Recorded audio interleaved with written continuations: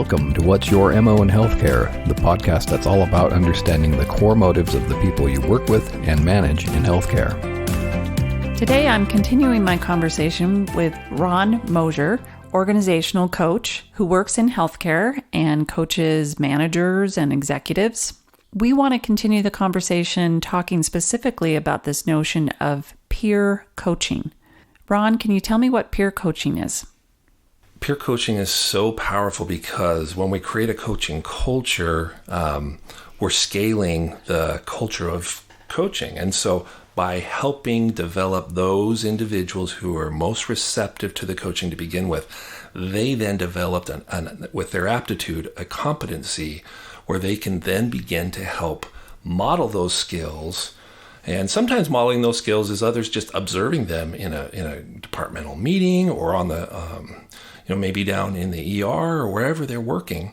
They get to see and observe that, but it could also be that they start asking them and inviting them, tell me more about what's happening. I see what's happening in your life. It's changing, right? And they begin to give each other permission, if you will, to coach one another. Now, that doesn't happen overnight, but if you were to ask me, after a successful design and implementation of a coaching culture project, what would be the most important metric I would look for is how healthy the peer mentoring is happening. Because now we've gotten to a point where we've developed some rapport and trust amongst the team members through this coaching model. And sometimes that means healing up a little bit, because sometimes there can be a rub or two in a department, right? Where somebody's maybe hurt someone's feelings or has done some negative impact kind of a thing for the group. And so people need to clean that up. But coaching creates an environment to do that. And so as that begins to happen and individuals get more comfortable professionally being vulnerable, then being able to invite one another to be each other's coaches is where that magic is at. And so I would go as far to say as some of the most transformational organizational interventions I've been a part of, we've gone from a scenario where we've had individuals who are actually competing with each other and quite upset with each other to being the strongest peer mentors one to another. And I would like to put that out there as a goal for anyone who has, and it's hard to imagine at first, they haven't gotten along for a year or two, or they had this happen 3 years ago. Yeah, they did, and they got hurt or they got wounded. But the magic of coaching is about healing up, becoming whole, and collectively helping each other such that we're all on the climb. Or another way of saying that is, all boats rise with that tide. And when we see we're stronger together, but it takes a couple of early adopters who are generally respected by the community to receive and act on that coaching, who then can in turn invite the others to come and follow. Now, is everybody going to come? No. There might be one or two that lag, and that might be okay. It might be okay if you have somebody who's not fully engaging, as long as they're productively contributing to the team. But if they're one of those negative persons who are creating a toxic environment, that's where tough coaching comes in play too, and lets them know that, we'd really love for you to be a part of our organization, but in a healthy, engaged way. Right. And if you'd like to go there, we'd like to help you get there, and we expect that. And if that's not something that you want to do, then we need to talk about other things. Right. They might self-select out. They may self-select out. Yeah. This is just not my thing in terms of the culture of coaching. So one thing I want to just pick up on is that professionally vulnerable. So since my podcast is mostly about healthcare and working in hospitals, that's my background. How do you think that goes over with medical professionals who really pride themselves on being professionally competent? And now we're getting into things where we're asking them to be vulnerable. What kind of feedback could we give medical professionals when we're asking them to open up and be vulnerable through the coaching process? Powerful question. There's a lot of different models we can pull into the coaching space. One of them that I find is very effective in this space is the situational leadership model, which essentially enables us as an expert. Like, so for example, I work as an executive coach and a consultant. Am I an expert in what I do? Yes. Am I an expert in everything in the field of executive coaching? No, I'm not. What if we had a language or a way of communicating that allowed us to be recognized as experts, but not experts in absolutely everything within our field? The situational leadership model does that for us. It has 4 levels, developmental levels. Developmental level 1 states that an individual has great energy around a particular task capability, but doesn't know how to do it. They're level 1. They call that developmental level 1. They have the energy, they want to do it, they really don't know how. A level 2 or developmental level 2, they don't have the energy or the skill to do it. They don't have either. So that's a different coaching conversation altogether. A level 3, the person has the capability, but maybe not the confidence or the energy to go and execute on that task. And the developmental level 4, they have both the energy and the skill set to go and do it.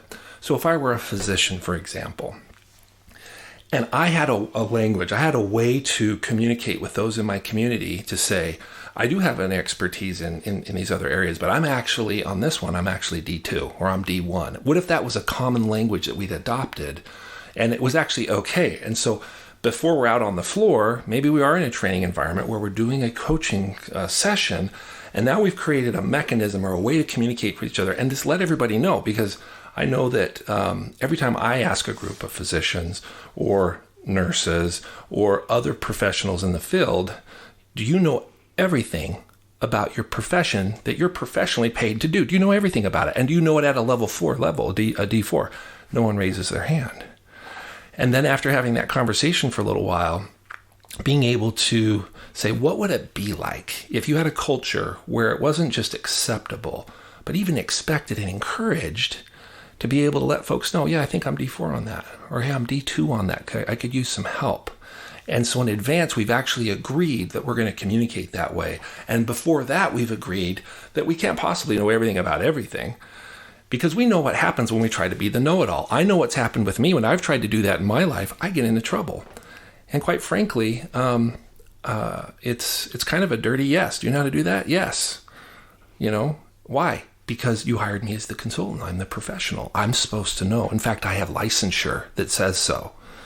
Versus, you know, that's an area I haven't had as much experience in. I have a peer or a friend who I could reach out and talk to about that. But if you've got more, and make that be okay. I know that's culturally different than the way we've conditioned, the industry, the healthcare industry as we know it, because there's such a patriarchy of command and control. Yes. And expectations that you should know it all, especially at the physician level, the pressure and the expectation they must feel. But I think that could be appealing to particularly doctors and healthcare professionals, because it just puts it in a very fact-based mode, that I have the energy and the enthusiasm for that, but I don't know it. And if you could just talk in that language, that could be pretty powerful. It's kind of like color code, because everybody is on the same page and they know where you're coming from. Yeah, so powerful. If you could combine coaching from color code and situational leadership model, you put like those two together, for example, and I think it's really magical, because now I understand what your personality interests are, where your energy flows, where it doesn't, how you like to be communicated with and not. And also, if I understand my own color code, now I begin to solve a puzzle at a level where we can build rapport so much more quickly and communicate more precisely. And imagine through color code being able to do that and now be able to say, you know what, I actually am D4 when it comes to learning.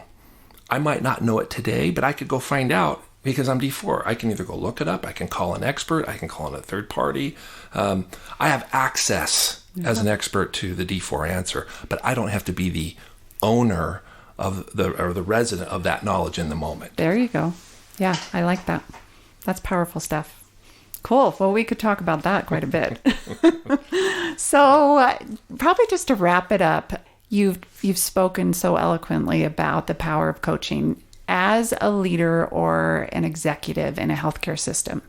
Why should I invest in coaching and spend my resources on coaches like yourself who are working one-on-one with either leaders or with employees, whether it's more at a skill level, but particularly on the leadership level. If I have limited resources, why should I consider putting some money towards coaching? Well, that is the budget question, isn't it? I think it's very simple, but can sometimes be hard to do. What I mean by that is that we're very busy. We have competing budget priorities. Why would I invest in an individual? Because I have so much potential already invested in that individual. If they're not awake, alive, on purpose, aligned, and modeling the behaviors and the technical competencies that we want to be modeled, then we're leaving so much on the shelf already. So we actually are recovering an investment that we've already made. And as we get through that recovery, we're going to get a return on our initial investment, the fact that we hired them to begin with, because their potential is going to be realized at a much higher level. So that's one. And then two, as we begin to get momentum and we create more of a coaching culture in the organization, we get a couple of individuals who are modeling and leading. Now we get transformational shift, and we actually live at a frequency level as an organization, right? Which level of Maslow's hierarchy are we going to live at, right? Or what level of awakened connectedness are we going to live at, such that patient outcomes are not just in our hearts and our minds, but in our collective strategies, and that together, for the most part, we're moving in the same direction. And now, because we have all of our other resources moving in the same direction, we get paid again. We get an organizational return on investment. So when we work with the individual, we get the individual return, their individual capabilities rise, they reach their potential. But as we create a coaching culture, now we get that organizational ROI. Now this is the place where I want to be. I want to grow my career. I'm telling my friends about it. And what we really should have now is a waiting list for individuals trying to get onto our team. So it's about return on investment. It's about retention. It's about shifting the organization forward, transformational changes. So why wouldn't you want to invest in that when you put it that way? Is it a mission or is it a wish? If it's a wish, maybe we just work with the old school traditional budget model. If it's a mission, let's invest in our potential and realize and become who we say we are. Much more powerful. Thank you, Ron. This has been wonderful. And I want to invite you back again because I always love talking to you about this stuff. So thanks again. Thank you. Until next time, this is Megan and Guido with What's Your MO in Healthcare? Thank you for listening to What's Your MO in Healthcare, the podcast that's all about understanding the core motives of the people you work with and manage in healthcare. For more information, go to moinhealthcare.com.